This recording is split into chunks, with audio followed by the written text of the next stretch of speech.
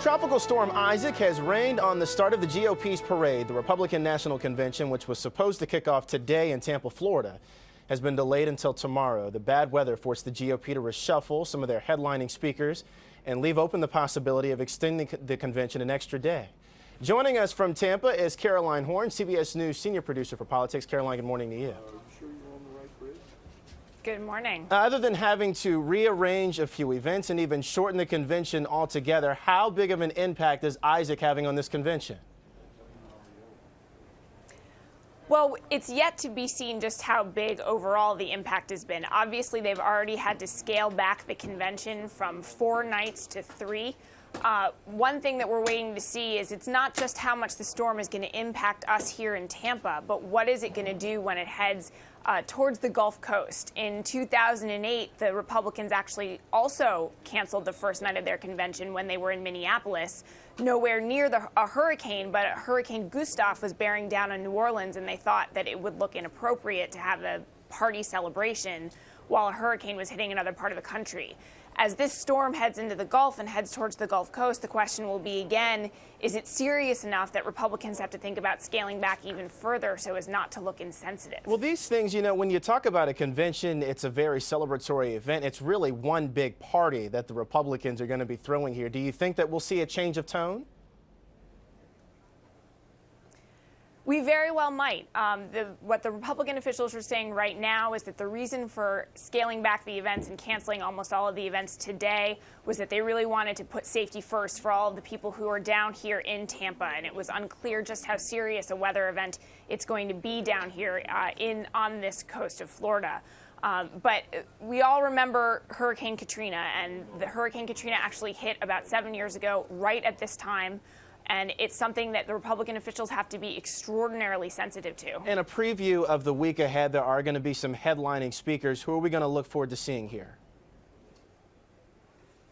Well, in addition to Mitt Romney, obviously the one that you really want to pay attention to is Paul Ryan. He excites the conservative base. He has injected a lot of energy into this campaign. And I think you're going to see that reflected in the hall on Wednesday night when he speaks in prime time. The other person to watch for is Ann Romney. She's going to be speaking in prime time on Tuesday evening, and she's obviously the most high-profile woman to be speaking at this convention, but she's one of several women who are going to be speaking here over the next couple of days, trying to make their case to American women that Mitt Romney's policies are good for them. Paul Ryan, like you mentioned, scheduled to speak on Wednesday night, really his first big speech on a national stage. How big is that speech for him in the Romney campaign? I don't think you can understate how important that speech is for him. He is going to tee up Mitt Romney's speech on Thursday. I think you're going to see his speech heavy on policy and on the things that he believes in. One of the things that the Republican committee is going to be rolling out actually today is a new debt clock that's going to be on the stage right behind me. And I bet you're going to see Paul Ryan referencing the national debt, referencing a lot of the things that are in his budget that he believes in. And that's something that really excites the Republican base. That speaks, too, to what we're actually going to hear, what the topic of this convention is going to be. In light of recent news, are we going to hear anything about women's rights and women's rights issues, or is the topic really going to stay on jobs and the economy?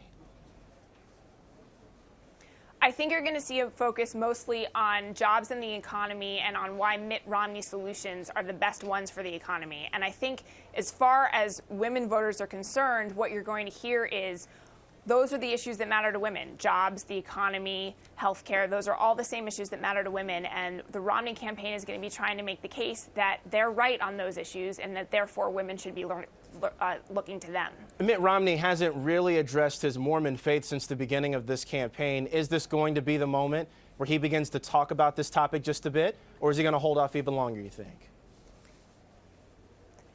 You know, it's been interesting. In the last couple of weeks, he actually has begun to talk more about his Mormon faith. He's started to allow a small group of reporters to follow him into church on Sundays when he attends church. He did that this past Sunday.